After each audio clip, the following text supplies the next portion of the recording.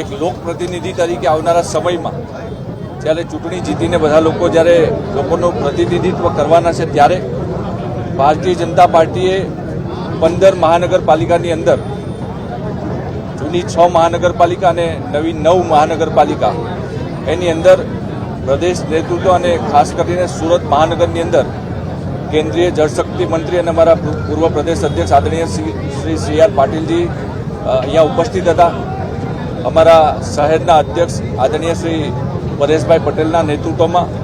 સુરત મહાનગરપાલિકાની ચૂંટણી લડાવવા જઈ રહી છે ત્યારે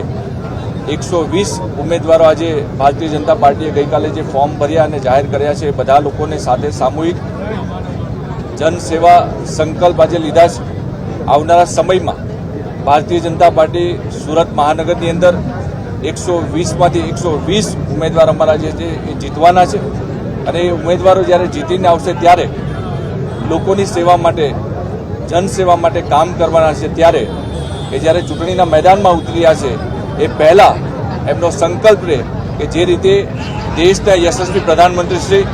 માન્ય નરેન્દ્રભાઈ મોદી સાહેબ જ્યારે લોકો માટે કામ કરી રહ્યા છે, સેવાકીય કામ કરી રહ્યા છે, છેવાડાના લોકો સુધી સમાજ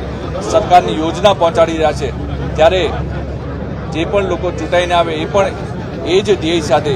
એ જ સેવાના સંકલ્પ સાથે ચૂંટણીના મેદાનમાં ઉતરે, લોકો વચ્ચે જાય અને ભવ્ય વિજય સાથે બધા જ લોકો 28મી તારીખે પ્રતિનિધિ તરીકે ચૂંટાઈને આવવાના છે. ત્યારે આવનારા 5 વર્ષ સુધી જનસેવાનું કામ કરશું એ આજે સંકલ્પ લેવડાવવામાં આવ્યા છે.